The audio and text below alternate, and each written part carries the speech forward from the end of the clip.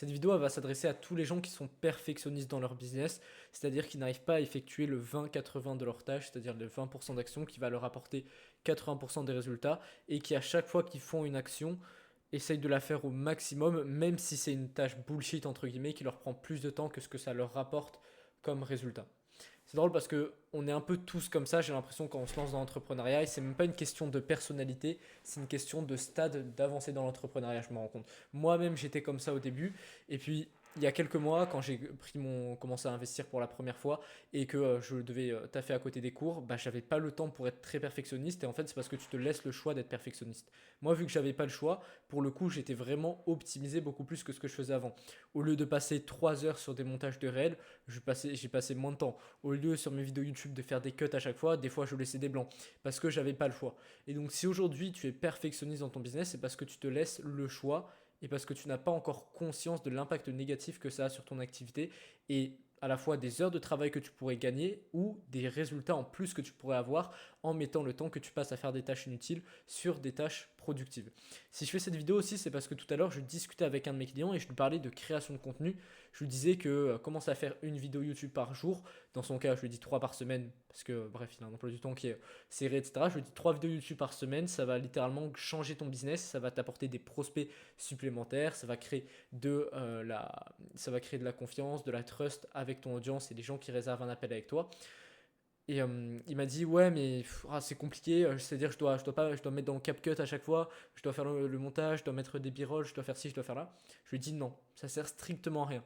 Tu allumes la caméra, tu coupes la caméra, ta vidéo est finie. Donc ta vidéo prend autant de temps que ce qu'elle te prend à être filmée. Allez, 3 minutes de plus pour le brainstorm et pour mettre sur le logiciel YouTube Studio et pour mettre la description, mais rien de plus. Donc aujourd'hui, ce qui compte beaucoup plus, c'est le fond plutôt que la forme quand tu démarres dans une activité. Quand tu es en dessous de 10 cas par mois, le perfectionnisme ne sert strictement à rien. Même quand tu vas après, ça ne sert à rien. Mais tu n'as pas à optimiser, ce que je veux dire par là. C'est qu'en dessous de 10 cas par mois, tu n'as pas à récolter de data, tu n'as pas à traquer quoi que ce soit et à te dire que si je fais telle chose, ça va avoir un impact qui va être multiplié par le nombre de personnes qui vont voir, étant donné que personne ne voit ton contenu. Mathis Clouet aujourd'hui, qui fait plusieurs centaines de milliers, qu'est-ce que je dis plusieurs milliers, plusieurs centaines de milliers d'euros par mois avec son business, lui c'est un mec qui traque énormément et qui va chercher à optimiser, à être perfectionniste sur des détails parce que ces détails vont être multipliés par le nombre de personnes qui vont voir son contenu. Tu vois. Mais dans ton cas, pour 100 personnes, même 1000 personnes qui voient ton contenu, tout le monde s'en fout de ça. Pour les quelques personnes qui vont cliquer sur une page de vente, c'est pas des centaines ou des milliers comme lui par mois. Pour les quelques personnes par mois qui vont cliquer sur tes pages de vente pour réserver un appel, on s'en fout que ce soit optimisé. C'est ça qu'il faut que tu comprennes. En dessous de 10 cas par mois, ce sur quoi tu dois te focaliser, c'est vraiment tes compétences.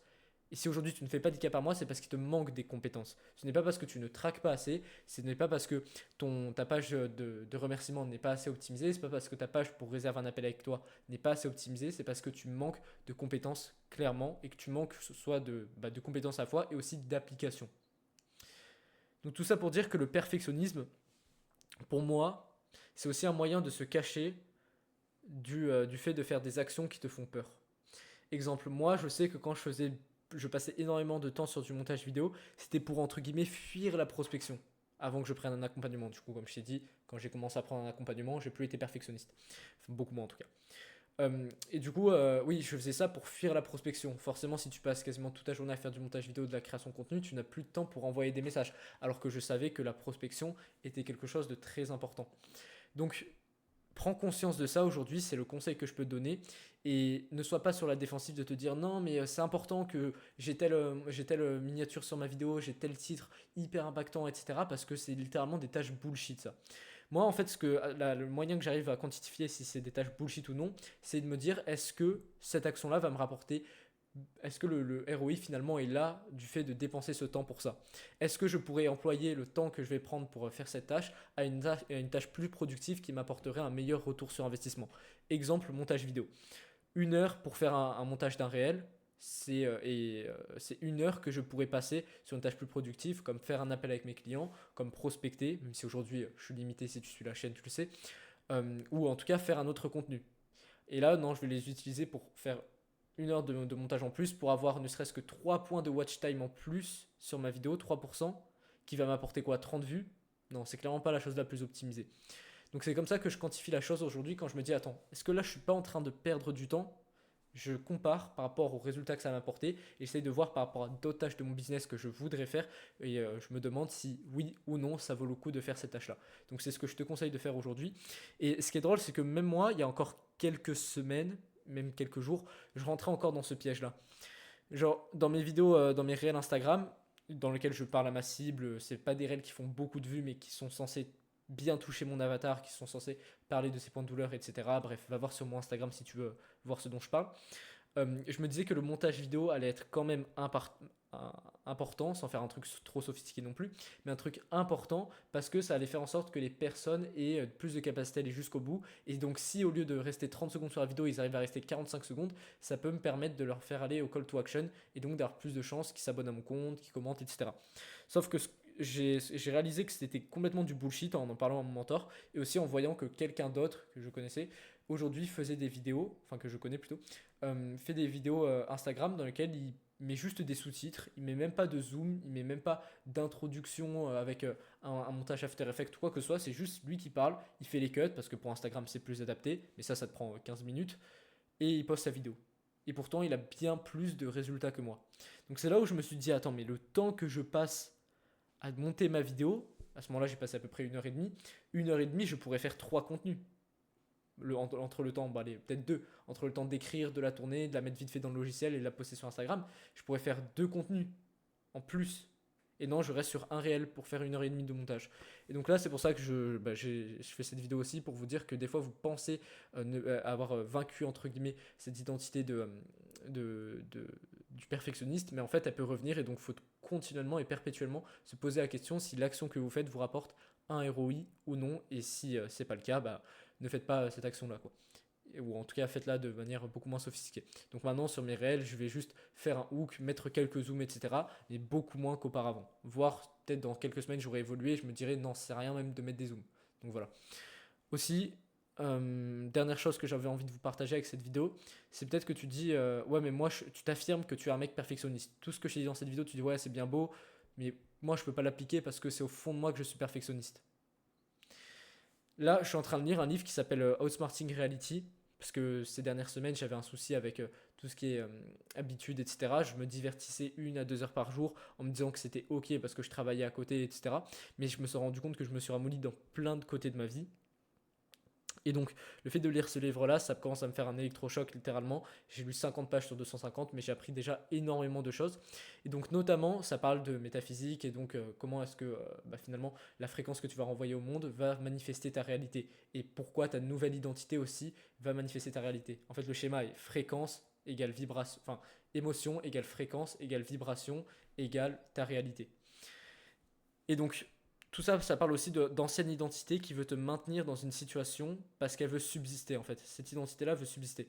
Ce que je veux dire par là, c'est qu'une identité qui s'est nourrie, qui a été créée à partir de négativité, qui a été créée à partir de haine, ce genre de choses, va vouloir se nourrir de haine pour continuer à exister. Que ce soit positif ou négatif, que ça aille à ta perte ou vers ta réussite, cette identité-là veut toujours subsister. Et donc, si aujourd'hui tu t'es construit une identité de perfectionniste, sache que ton cerveau va tout faire pour essayer de maintenir cette identité-là et à essayer de te faire ressentir des émotions que tu as associées au perfectionnisme. Exemple, le fait de sentir que tu fais un mauvais travail, alors que c'est absolument pas le cas factuellement, mais cette émotion, mais ton corps te la fait ressentir parce qu'il a envie que l'émotion, enfin, qu'il a envie que l'identité de la personne qui est perfectionniste subsiste. Et donc, une fois que tu prends conscience de ça, que ton ancienne identité essaye de te ramener en te faisant susciter des émotions qui sont associées à cette identité-là, une fois que tu prends conscience de ça, tu te dis qu'à chaque fois que tu ressens des émotions qui te font dire, et dans ce cas-là par exemple, que c'est pas bien ce que tu fais, non, et tu devrais mettre plus de détails, etc. Une fois que tu en prends conscience, tu arrives à débrancher le câble en fait et te dire putain, c'est des conneries, j'écoute pas, maintenant je suis l'identité de la personne qui n'est pas perfectionniste, je suis l'identité de la personne qui va à l'essentiel. Et ça, c'est valable pour tous les domaines de ta vie. Je te parle de ça parce que on parle de perfectionnisme là dans cette vidéo, mais on peut parler aussi de se coucher tard, se coucher tôt. Moi, là, il y a quelques jours, j'avais encore du mal à me coucher vraiment tôt. Là, il est 23h30, je vais aller me coucher et petit à petit, je me recale. Dans quelques jours, j'irai dormir à 22h30, tu vois. Parce qu'aujourd'hui, j'incarne cette nouvelle identité de la personne qui se couche tôt. Et oui, bien sûr, j'ai toujours des émotions du moi, de l'identité de celui qui se couchait tard, qui me dit non, mais là, tu devrais travailler, tu devrais faire ci, tu devrais faire ça. Mais vu que j'en ai conscience, non, je vais pas l'écouter. Là, après ça, je vais aller dormir, tu vois. Donc voilà, c'est exactement la même chose pour aujourd'hui l'identité de la personne perfectionniste que tu te dis être. Si tu ressens entre guillemets ces émotions-là négatives quand tu commences à vouloir faire des choses qui ne sont pas perfectionnistes, juste débranche le câble et sois dans l'action. Demande-toi factuellement si oui ou non cette action te rapporte un vrai ROI par rapport au temps passé, par rapport à l'énergie dépensée, et si tu pourrais pas l'employer pour faire un truc plus productif. Et si c'est le cas, si tu pourrais l'employer à un truc plus productif, fais cette action plus productive. Voilà, c'est ce que je voulais expliquer avec cette vidéo.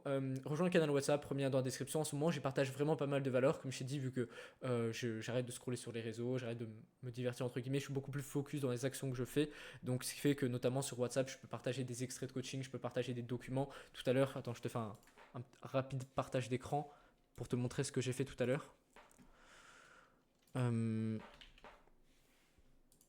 Voilà. Tout à l'heure, j'ai partagé ça. Hier, j'ai partagé un texte aussi. Mais là, tous les jours, je poste littéralement. Ça, c'est un truc assez important sur la vente. Donc voilà. Rejoins, sinon tu vas louper ça. Et c'est surtout que tu peux pas voir l'historique des messages. C'est-à-dire, si tu rejoins aujourd'hui, tu n'auras pas ce message d'aujourd'hui, tu vois. Si tu rejoins maintenant, tu peux avoir les messages que je vais poster à partir de maintenant. Demain, je vais poster des trucs, donc je t'invite à rejoindre. Bref, je te dis à très vite. À demain pour une autre vidéo.